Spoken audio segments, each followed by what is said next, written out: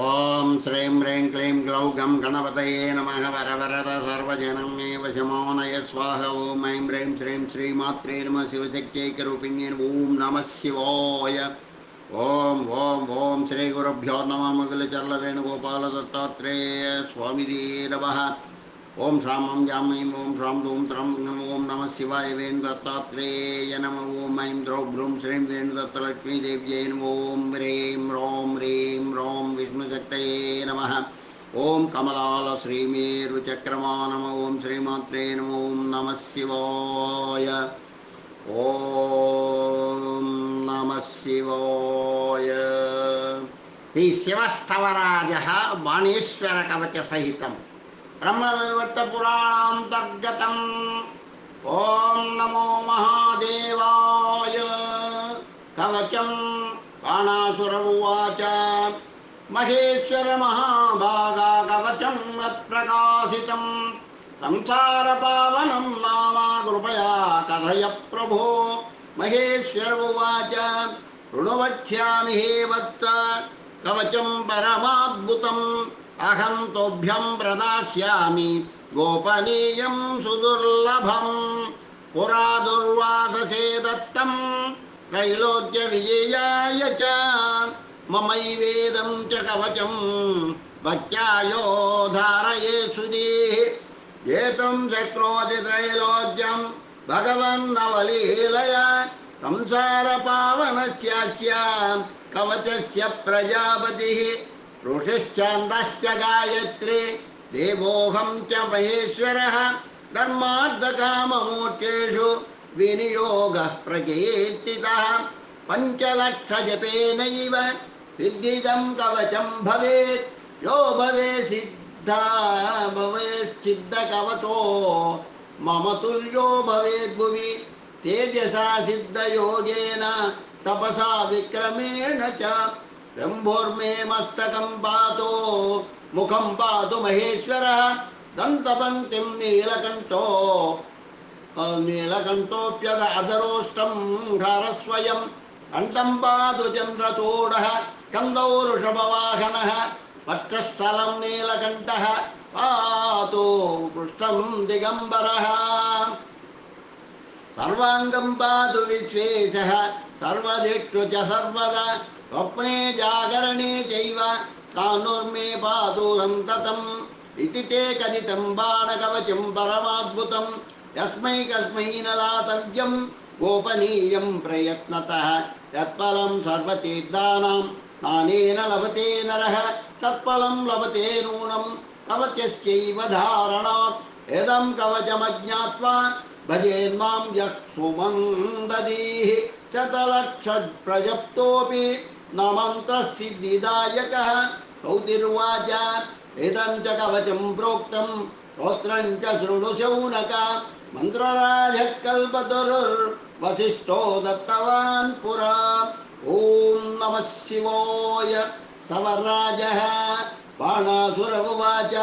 वन्दे सुराणां सारं च सुरेशं नीललोहितं योगीश्वरं योगबीजं योगिनां च गुरोर्गुरुं ज्ञानानन्दं ज्ञानरूपं ज्ञानबीजं सनातनं तपसां फलदातारं दातारं सर्वसम्पदां तपोरूपं तपोबीजं तपोधनधनं परं वरं वरेण्यं वरदमीड्यं सिद्धगणैर्वरैः कारणं भुक्तिमुक्तीनां नरकान्नवतारणम् आशुतोषं प्रसन्नास्यं करुणामयसागरं हिमचन्दनकुन्देन्दु कुमुदाम्भोजसन्निभं ब्रह्मज्योतिस्वरूपं च भक्तानुग्रहविग्रहं विषयाणां विभेदेन बिभ्रतं बहुरूपकं जलरूपमग्निरूपम् आकाशरूपमीश्वरं वायुरूपं चन्द्ररूपं सूर्यरूपं महत्प्रभुम् आत्मनः स्वपदं दातुं समर्थमवलीलय भक्तजीवनमीशिञ्च भक्तानुग्रहकारकं वेदानशक्तायं स्तोतुं किमहं सौमितं प्रभुम् अपरिच्छिन्नमीशानमहो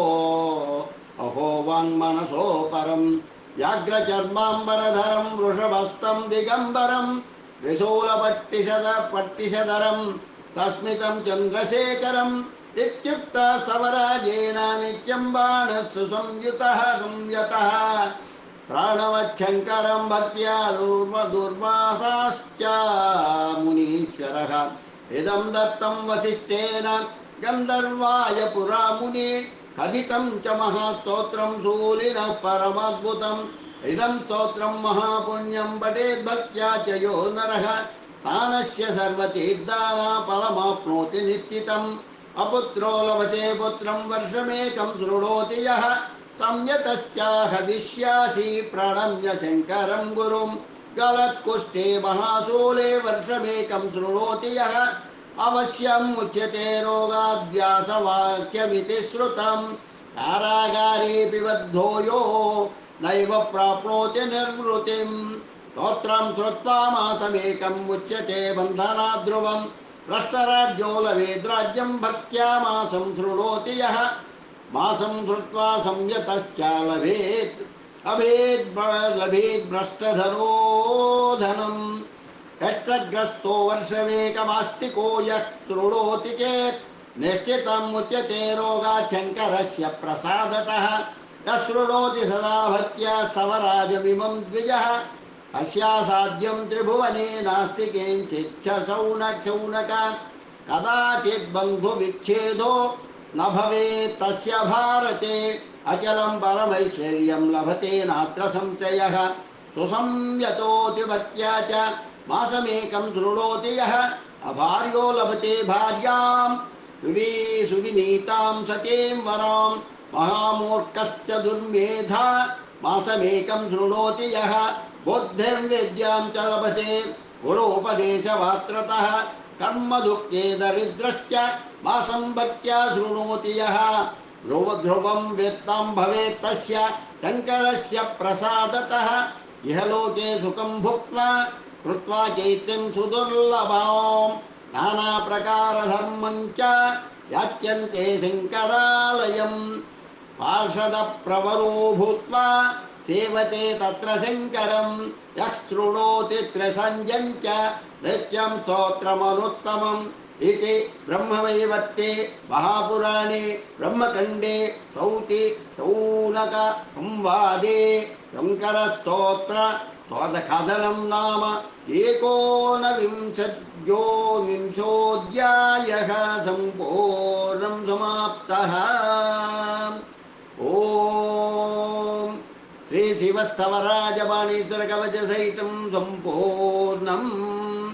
लोकाः समस्ताः सुखिनो भवन्तु, लोकाः समस्ताः सुखिनो भवन्तु, लोकाः समस्ताः सुखिनो भवन्तु। ओम शांति शांति शांति। स्वस्ति।